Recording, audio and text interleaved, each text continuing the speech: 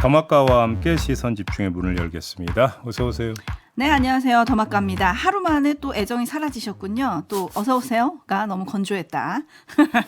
네. 불광불금님이 동두천 쪽에 폭우가 오고 있습니다. 빗물 고인도로 피하려고 빨리 지날 경우 오히려 도로 밖으로 차량이 틀어지는 사고가 날 수 있습니다. 제발 천천히 다닙시다라고 안내해 주셨고요. 네. 3233님, 시선 집중 장수를 진심으로 기원합니다. 이미 장수 프로그램이긴 합니다. 저희가 20 몇 년 됐죠, 정확하게? 2000년부터 시작을 했죠. 시선 집중이라는 프로그램이. 네. 24년, 횟수로 25년째 네. 하고 있습니다. 여기서 장수의 그러니까 기준 연령이 몇 년쯤 되는 걸까요? 옛날에는 한 20년 해도 장수 프로그램이라 그랬는데 요즘엔 또 다들 수명이 길어졌으니까요. 장수에 대한 의미도 좀 달라져야 되긴 하겠네요. 뭐 평균 그죠? 수명도 늘어났으니까. 그죠? 제이비 50년 하세요, 50년. 50년? 네. 예. 3012님, 02 번호가 와서 반가운 마음에 냉큼 받았습니다. 대출 전화였어요. 100억 필요하다니까 끝내요. 아쉬워요. 라고 해주셨는데 지금 청취율 조사 기간이죠. 그 02. 마음은 네. 감사한 마음으로 받겠습니다. 고맙습니다. 네, 3012님 그지만 낙심하지 마십시오. 오늘 소개되신 분들에게는 커피 쿠폰 보내드릴 거고요.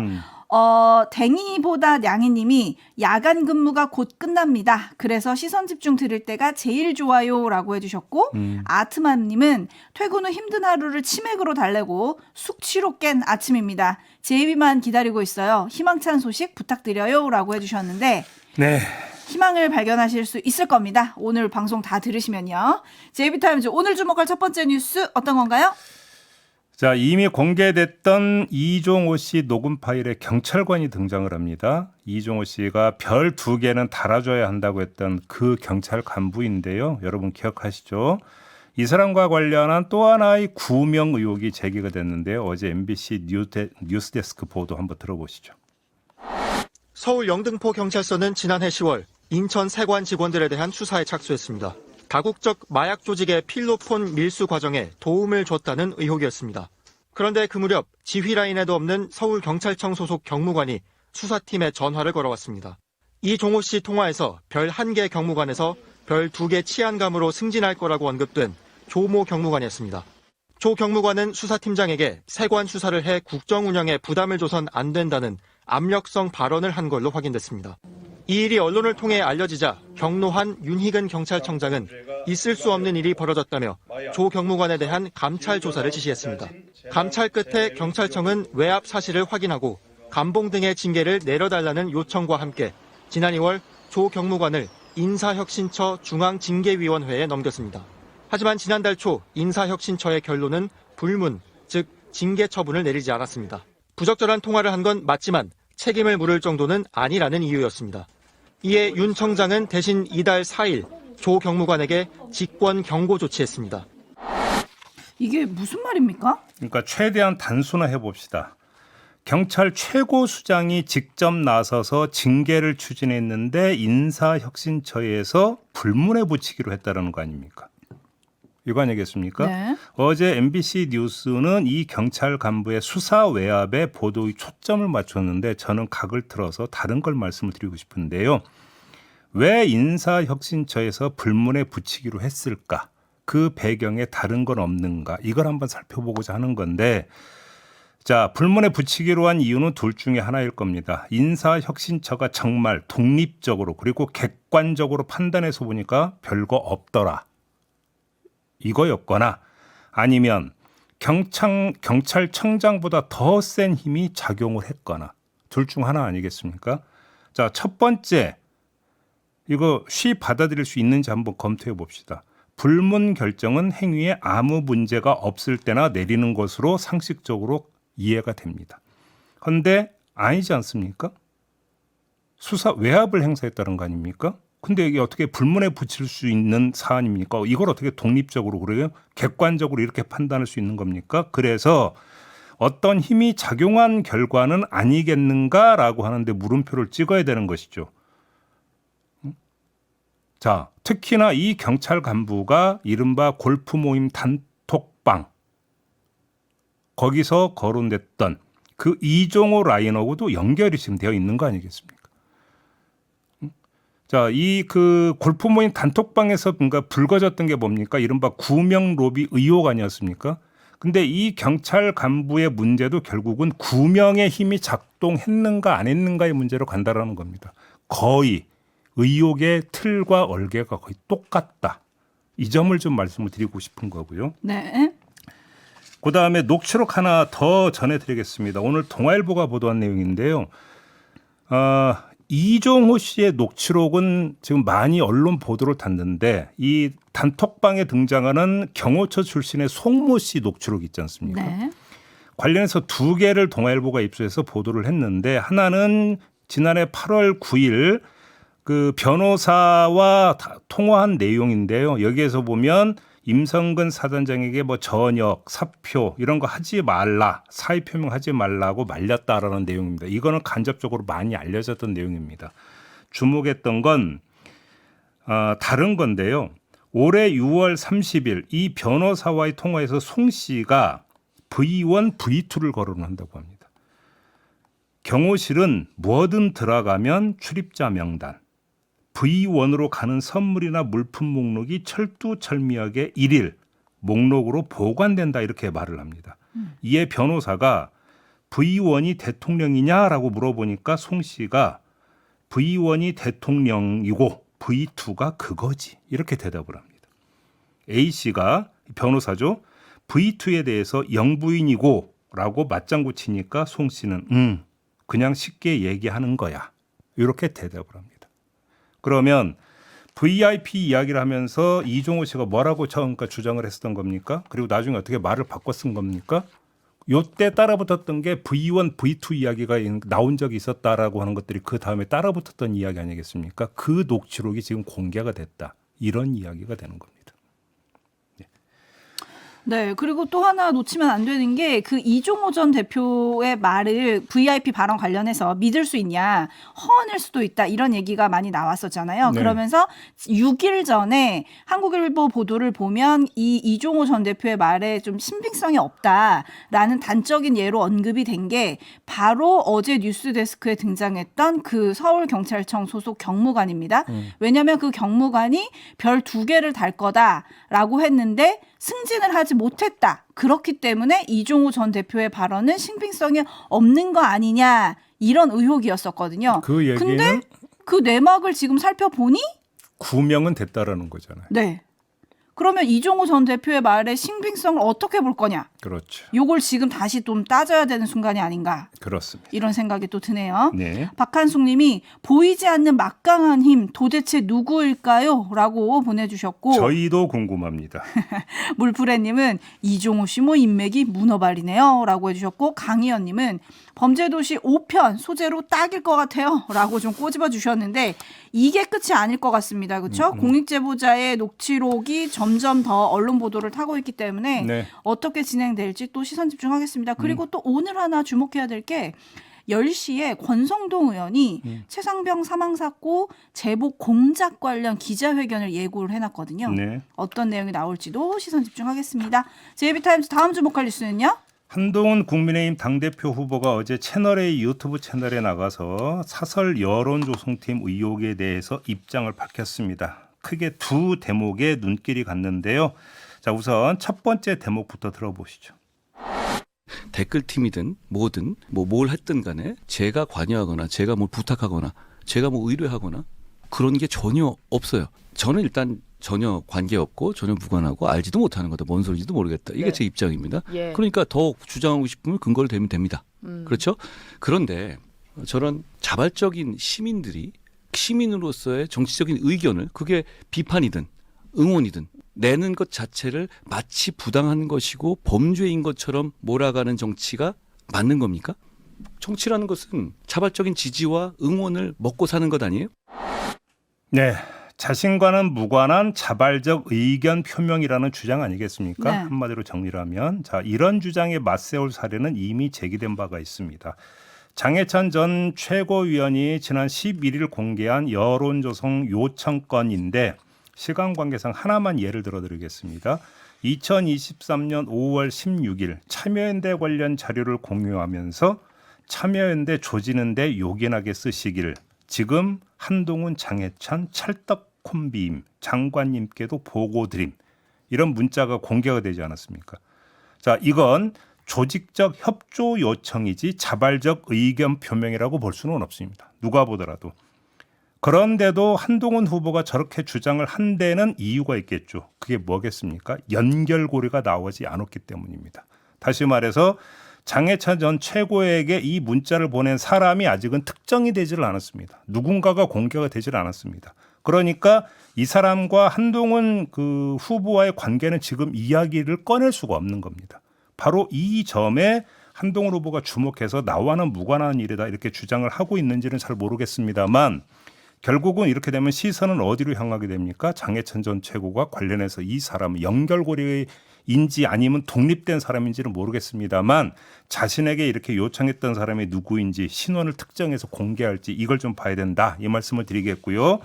자, 두 번째 대목 한번 들어보시죠. 저는 총선 기간 동안에 우리 당의 논객들 네. 스피커가 있는 사람들한테 좀 싸워달라 많이 부탁했어요. 우리 당을 공격하는 그 당시 저를 공격하는 거는 우리 당의 총선 전략을 공격하는 거잖아요. 예. 제가 비상대책위원이었고 선거를 이끌었으니까요. 그럼 그런 부당한 공격들에 대해서 이런 논거로 좀 맞서달라라고 당대표가 요청하는 게 잘못입니까?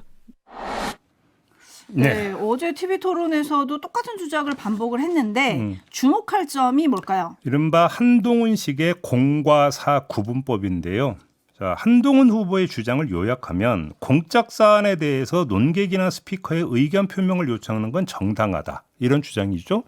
그리고 사적인 부분에 대해서는 관여하지도 부착하지도 의뢰하지도 않았다. 아까 첫 번째 대목에서 했던 것은 바로 이런 부분인데 자, 이 점을 다시 한번 확인하고 한번 그러면 사례로 한번 들어가 보겠습니다.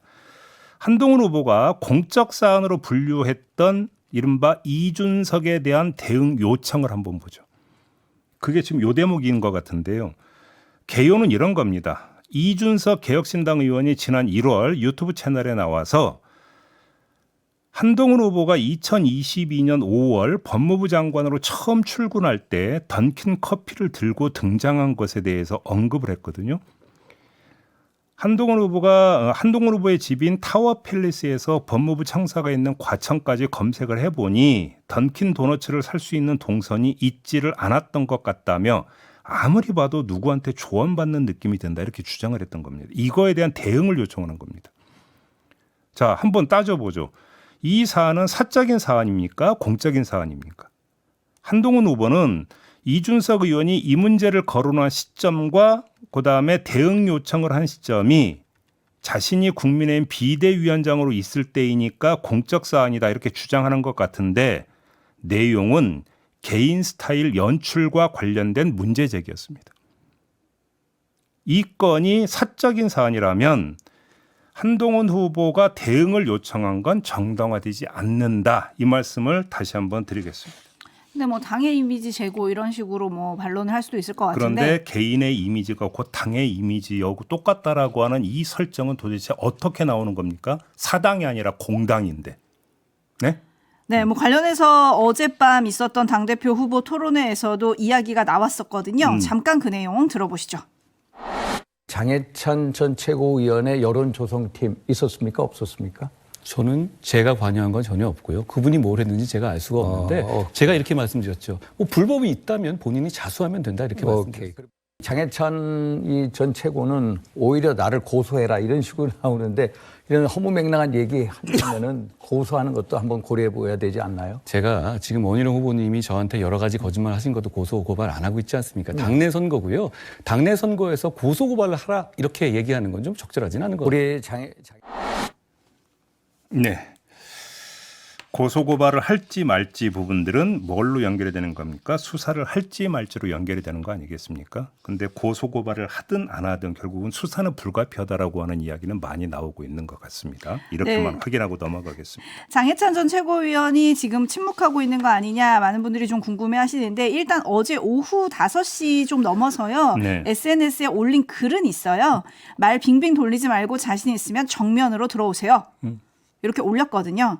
추가적인 폭로가 있을지 요 점은 좀 시선 집중해야 할 것 같습니다. 다시 한번 정리해서 말씀을 드리면 지금 그 핵심은 장해찬 전 최고에게 이른바 그러니까 뭐 문자로 요청을 했던 사람 있지 않습니까?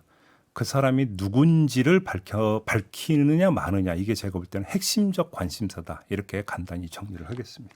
네, 제이비타임즈 다음 주목할 이슈는요? 김건희 여사 법률 대리인인 최지우 변호사가 어제 추가로 입장문을 냈습니다. 두 대목이 있는데요. 첫째, 김 여사는 유모 행정관에게 바로 돌려주면 기분이 상할 수도 있으니 기분 나쁘지 않도록 추후 돌려주라고 지시했다. 여기 첫 번째고요. 두 번째, 해당 가방은 현재 전혀 사용하지 않고 포장된 그대로 보관돼 있고 이는 김 여사가 가방을 쓰지 않고 돌려줄 의사가 있었다라는 사실을 뒷받침한다. 이런 내용이었습니다. 근데 이 입장문이 나오고 한 몇 시간 지나서 또 입장문이 다시 나오긴 했습니다. 네. 포장을 풀어보긴 했으나 반환하기 위하여 그대로 다시 포장하여 가지고 있다. 요런 취지 해명이 나온 건데 네. 말이 조금씩 바뀐 게 아닌가. 왜냐하면 어제 전해드렸던 첫 번째 입장은 당일날 돌려주라고 지시했다는 거 아니었나. 그런 생각이 좀 드는데 여튼 어떻게 평가해야 될까요? 첫 번째 대목은 일종의 대답 또는 부연 설명이라고 해석을 해야 될 것 같은데요. 아니 어떻게 행정관이 영부인의 지시를 깜빡할 수 있느냐라고 하는 반문에 대해 그럴 수도 있다라는 정황 근거로 뭐를 제시한 거냐. 추후에 돌려주라고 해서 시간차가 있어서 했는데 그 시간차 사이에 깜빡했다. 요 주장 아닙니까? 간단히 이야기하면. 네. 이렇게 해석을 하면 될 것 같고요. 두 번째 대목은요? 포장된 그대로의 디올백은 조만간 공개될 겁니다. 검찰이 디올백 제출을 요청하는 공문을 보냈다라는 뉴스가 어제 나오지 않았습니까? 자, 그럼 검찰이 확인을 해줄 겁니다. 포장된 그대로라고. 그러지 않겠습니까? 포장된 그대로가 아니었다고 한다면 얘기는 완전히 뒤집히는 것이 되는데 검찰이 어떻게 나올까요? 대부분 이렇게 예상을 하고 있습니다. 정리하면 변호인은 국민을 향해서가 아니라 검찰을 향해서 말하고 있다. 이렇게 봐도 되지 않을까 싶은 생각이 듭니다. 결론은 수사 결론은 이렇게 내릴 수밖에 없을 것이다. 검찰 여러분 그렇죠? 라고 물어보는 입장문으로 해석할 여지도 있지 않느냐. 이런 말씀을 드리는 겁니다. 푸른 하늘님, 포장이 문제가 아니라 받은 것 자체가 핵심 아닌가요? 관련해서 제가 한 말씀 더 드리겠는데요. 법률 대리인인 이 변호사의 주장을 종합하면 김건희 여사는 잘못한 게 하나도 없다라는 겁니다. 그렇죠. 그러면 저는 궁금한 게요. 그러면 김건희 여사는 왜 한동훈 당시 비대위원장한테 문자를 보내서 사과를 언급을 했을까요? 잘못한 게 하나도 없는데. 그럼 도대체 이때 문자를 통해서 그 사과할 의사를 표명을 했다고 했는데 도대체 그럼 뭘 사과를 간 건가요? 네? 궁금하지 않습니까? 박절하지 못했다? 아니 그러면 법률적 문제와 도덕적 문제가 있다를 한번 나눠서 봅시다. 그러면 최소한 도덕적 문제에 대해서는 사과하려고 했다고 하면 이것도 변호인의 어떤 입장문에 따르면 성립이 안 돼요. 이미 당일에 김 여사가 당일에 행정관에게 돌려주라고 지시했으니까 도덕적 문제도 없다라는 그러니까 함의를 여기는 깔고 있는 겁니다. 잘못은 행정관이 한 거잖아요. 그렇잖아요. 변호인의 입장문에 따르면 그렇게 봐야 되는 거 아닙니까? 그러면 뭘 사과하겠다는 건데 그때 시점으로 돌아가서 보면. 궁금하긴 하네요. 근데 또 어제 국민의힘 당대표 후보 토론회에서 OX 시간이 있었는데 네 후보 모두 지금이라도 김건희 여사의 사과가 필요하다고 오를 들었거든요. 그러니까 저도 어제 그 말씀을 드렸는데 어제 그 변호인의 입장문을 보니까 아 제가 괜히 그런 얘기했나 싶은 생각도 좀 드는 거예요. 도대체 뭘 사과하겠다는 건지를 이제는 모르겠다. 이런 말씀을 드리는 겁니다. 네, 근데 또 거슬러 올라가 보면 최재형 목사가 공개한 카톡에 보면요. 만나기 전에 명품백 사진을 또 올린 게 있거든요. 인사드리러 가려고 하는데 마음에 드실지 모르겠지만 핸드백 하나 장만했어요. 이렇게 올린 사진이 있는데 그러면 안 받을 거면 그때 가지고 오시면 안 됩니다. 저는 이런 걸 받을 수가 없습니다. 이렇게 했으면 어땠을까요? 제가 어제 그 말씀을 잠깐 드렸는데 이렇게 하나하나 상식적 이치에 따라서 따져 들어가기 시작하면 끝이 없는데 시간 낭비인 것 같다라는 말씀을 어제도 드린 바가 있지 않습니까? 이게 그렇게 해서 접근할 성질의 문제냐? 왜? 다시 말해서 이거는 그럴 수도 있나라고 사고가 엉켰을 때 실타래 풀듯이 논리적으로 하나하나 이렇게 이제 분류해 가면서 줄기를 잡아갈 때나 필요한 접근법 아니겠습니까? 근데 이 사안이 그런 접근법이냐? 여기에 좀 회의감이 들어서 이런 말씀을 드리는 겁니다. 이해하시죠? 무슨 이야기인지? 왜 고개를 그렇게 지금 졌습니까? 네. 갸웃거리게 되네요. 마무리해야 하나 더 전해야 되는데 시간이 없어서 마무리 좀 해야 될 것 같네요. 자, 오늘 JB타임즈는 이렇게 마무리하겠습니다. 더마카 수고하셨습니다. 고맙습니다.